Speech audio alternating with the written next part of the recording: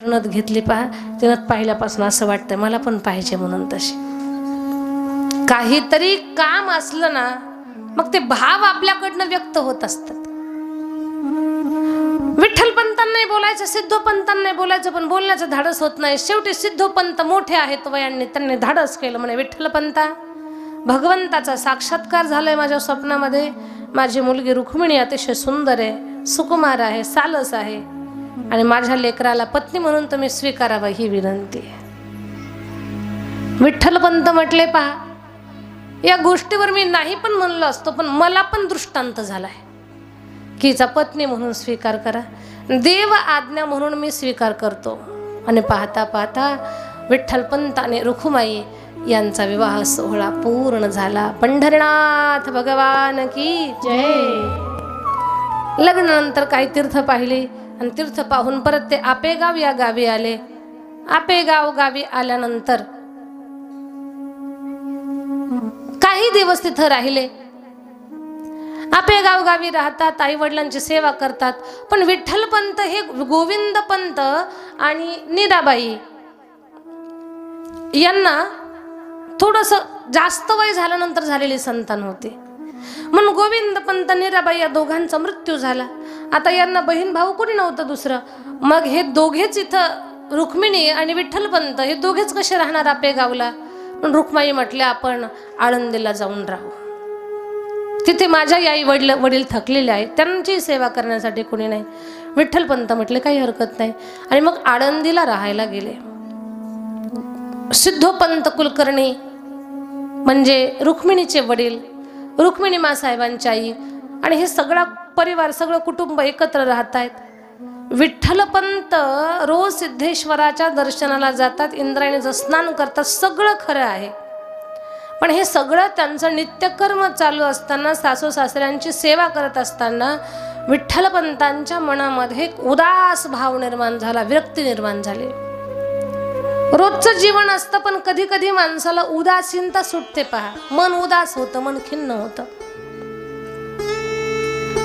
विठ्ठलपंतांना उगीच वाटायचंय आपण संसार नव्हता स्वीकारायला पाहिजे, आपल्याला तर विरक्तीमध्ये राहून संन्यास जीवन जगायचं होतं.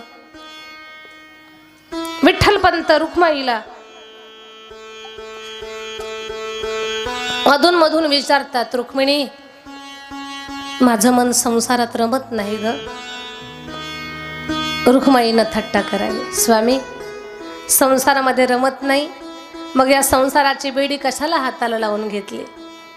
या संसाराची बेडी कठीण आहे, ती सुटत नाही. रुक्मिणी तू जर मला मदत केली तर संसाराची बेडी सुटायला पण वेळ लागणार नाही. म्हणजे मला असं वाटतंय मी संन्यास घ्यावा. रुक्माईच्या डोळ्यातून अश्रू आले. स्वामी संन्यास घ्यायचं म्हणता, अजून आपल्या प्रपंचरूपी वेलीला फूल नाही लागलेलं, आपल्या परिवारात संतान जन्माला आली नाही. माझे म्हातारे मायबाप या आळंदीमध्ये, त्यांची किंमत, त्यांची प्रतिष्ठा मोठी आहे, आणि त्यांच्याच मुलीला, त्यांच्या सोन्यासारख्या लेकराला तुम्ही टाकून देऊन संन्यास घेणार, ही कुठली रीत आहे. संन्यास घ्यायचा होता तर स्पष्टपणे माझ्या वडिलांना तुम्ही अगोदर सांगायचं होतं की मला लग्न नाही करायचं, मला दीक्षा घ्यायची. मग तुम्ही असं ते न तेव्हाच सांगायला पाहिजे होतं, सांगितलं नाही. आणि आता म्हणता की मला संसार नको, मला दीक्षा घ्यायची. मला तुमचं म्हणणं पटत नाही. माझा त्याग करून माझ्या आई वडिलांच्या डोळ्यामध्ये तुम्ही अश्रू आणणार का? माझा त्याग करून तुम्ही संन्यास घेऊन आमच्या घराण्याची किंमत तुम्ही चव्हाट्यावर आणणार का?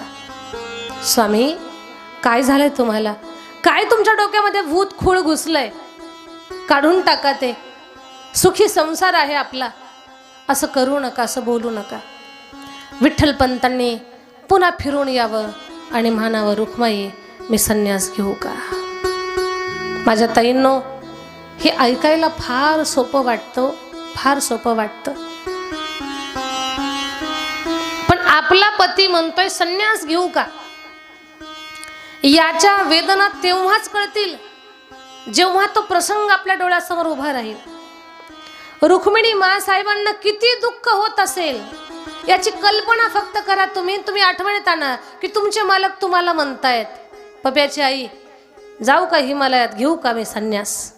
असे जर आपल्या मालकानं आपल्याला बोलले तर आपल्या अंतःकरणाला किती लागेल ही गोष्ट.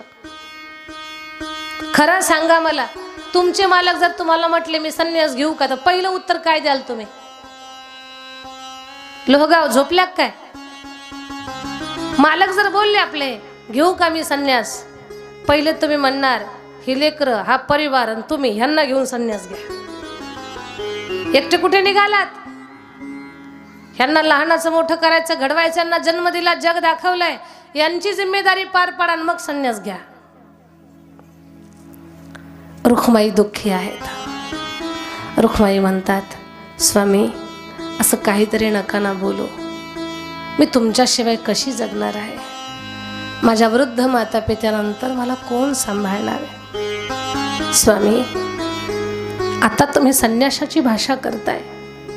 लग्न मंडपामध्ये अग्निकुंडाला फेरे घेताना काय काय शपथ घेतली होती? माझ्या गळ्यामध्ये मंगळसूत्र बांधताना तुम्हाला का आठवण आली नाही आपल्याला संन्यास घ्यायचा म्हणून? माझ्या भांगामध्ये सिंदूर भरताना का बरं तुम्हाला आठवण आली नाही तुम्हाला संन्यास घ्यायचा म्हणून? जेव्हा राशीचं माप ओलांडून मी माझ्या सासरमध्ये प्रवेश केला तेव्हा का तुम्हाला आठवलं नाही संन्यास घ्यायचा म्हणून?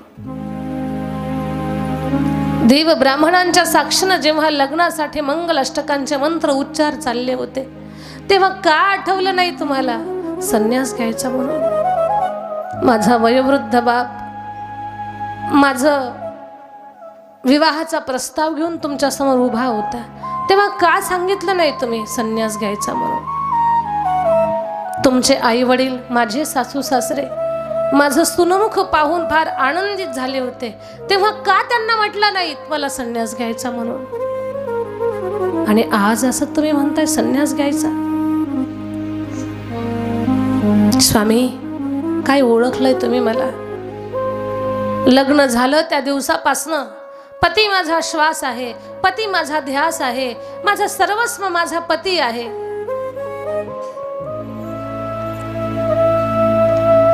पतीच छाया पतीच भूषण, पती चरणाचे अखंड पूजन.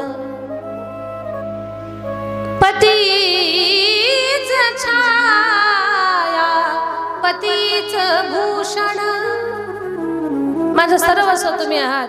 स्वामी गळा माझा आहे, मंगळसूत्र तुमच्या नावचं घातलेलं आहे. स्वामी कान माझे आहेत, या कानातले अलंकार तुमच्यासाठी घातलेले आहेत. हात माझे आहेत, पण या हातामध्ये चुडा तुमच्या नावचा भरलेला आहे. पायाची बोट माझी आहेत, पण जोडवं तुमच्या नावचं घातलेलं आहे. स्वामी नाक माझं आहे, नथ तुमच्यासाठी घातलेली आहे. स्वामी कपाळ माझं आहे, कुंकू तुमच्या नावचं लावलेलं आहे. भांग माझा आहे, पण सिंदूर तुमच्यासाठी भरलेला आहे, तुमच्या अखंड आयुष्यासाठी. खूप मोठा त्याग आहे स्वामी स्त्रीचा.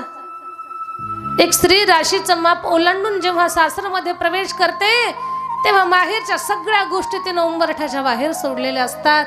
उंबरठ्याच्या आतलं तिचं सगळं जग, तिचं सासर, तिचं विश्व झालेलं असतं. कधीच न पाहिलेल्या माणसासोबत जेव्हा नातं जोडल्या जातं, सख्या जन्मदात्या मायबापाचा त्याग करून सासू सासऱ्यांना आईबापाच्या रूपात पाहिलं जातं. दिराला भावाप्रमाणे पाहिलं जातं, नंदेला बहीण म्हणून पाहिलं जातं आणि आपल्या पतीला आपलं सर्वस्व मानलं जातं. स्वामी एका स्त्रीचा खूप मोठा त्याग असतो. एवढं सोपं वाटतं का तुम्हाला? तरणी ताठी मी तुमची पत्नी, तरुण आहे मी. बरं आपण दोघी वृद्ध झालो असं पण नाही, काही तरुण आहे. तुमच्या तरुण पत्नीला असं आयुष्यभराचं पहाडा एवढं दुःख देऊन तुम्ही खरंच संन्यास घेणार आहात का? माझ्या ताईंनो, मी जे बोलते ना तो प्रसंग डोळ्यासमोर उभा करा. विठ्ठल पंत निमुटपणे सगळं ऐकतायत आणि डबडबल्या डोळ्यानं रुक्माई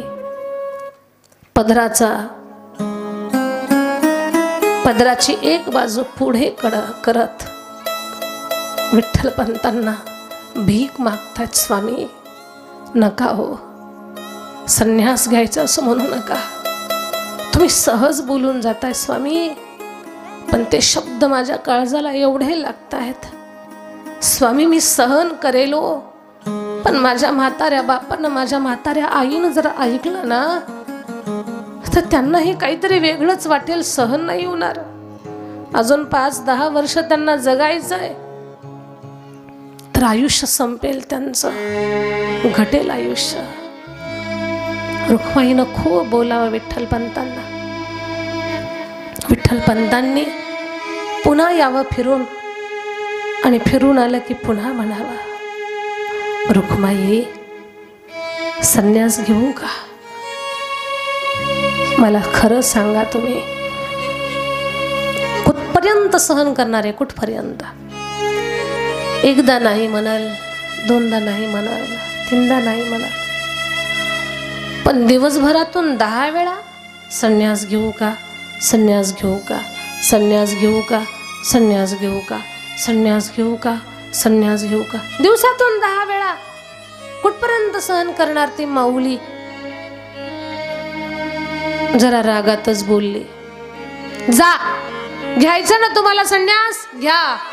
तुम्हाला माझी किंमत नाहीये, माझ्या म्हाताऱ्या मायबापाची किंमत नाहीये, तुम्हाला तुमचं पडलंय, संन्यास घ्यायचा, संन्यास घ्यायचा, घ्या संन्यास. जगल कशी तरी मी, जगल. नाही जगणं झालं मरल मी. काय लागेल? कलंक लागेल. म्हणतील हिच्यातच काहीतरी खोट होती म्हणून हिचा पती सोडून गेला. अरे या माय बापाचं पाप पोटी जन्माला आलं असंच म्हणतील ना मला. करेन सहन. सहन नाही झालं तर इंद्राणीच्या डोहामध्ये प्राणाची आहुती देईल स्वामी. जा जा, संन्यास घ्या, घ्या संन्यास. रागात बोलली, ढसाढसारडते रुक्माई. विठ्ठल पंतांना तेवढंच पाहिजे होतं. विठ्ठल पंतांनी जसे उभे होते तसेच पाय मागच्या मागे घेतले. पटकन कपड्याचं गाठोडं गुंडाळं पिशवीमध्ये भरलं आणि रुक्माईला न सांगताच, तिला भुलवून, तिला फसवून, न सांगता, रुक्मिणी मातेला कसलीच कल्पना न देता, चाललोय बरं असंही न सांगता दूर दूर दूर दूर वेगवान पावलानं दूर निघून गेले. दूर निघून गेले. एवढ्या दूर गेले, महाराष्ट्राची सीमारेषा ओलांडली. एवढ्या दूर गेले, उत्तर प्रदेशात प्रवेश केला. एवढ्या दूर गेले, एवढ्या दूर गेले, ज्या सिद्धेश्वराच्या, सिद्धनाथाचं, त्या भगवान शंकराचं मूळ ठाण जिथं आहे त्या काशी विश्वनाथ मध्ये येऊन थांबले.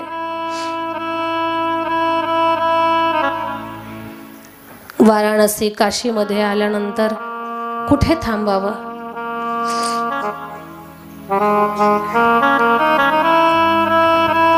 रामानंद स्वामींच्या आश्रमात आले. सांगितलं तिथे महाराष्ट्रातून आलोय मी आणि दीक्षा घ्यायची आहे. अगोदर चौकशी केली. आई वडील बहीण भाऊ म्हणे आई वडील जगात नाही, जग सोडून गेले. बहीण भाऊ म्हणे कोणीच नाही. बर, विवाह झालेला माणूस इकडे येऊ शकत नाही म्हणून विवाह संदर्भातले प्रश्न विचारायचं काही कारणच नाही. विठ्ठल पंत फार सज्जन होते, सेवा भाव अंतःकरणामध्ये. मग विठ्ठल पंतांनी सेवा करून करून स्वामीजींचं मन जिंकलं. सेवेनं मन जिंकता येतं, अंतःकरणात सेवा भाव पाहिजे. स्वामीजींचं मन जिंकलं. स्वामीजींना आनंद झाला आणि रामानंद स्वामींनी एक दिवस विठ्ठल पंतांना संन्यास दीक्षा दिली आणि त्यांचं नाव चैतन्य असं ठेवलं. का? पुढे चैतन्य त्यांच्या पोटी येणार होतं. नामकरण झालं. संन्यास दीक्षा दिल्यानंतर विठ्ठल पंत तिथे राहतायत. पण इकडे पहा ना दुसरी बाजू.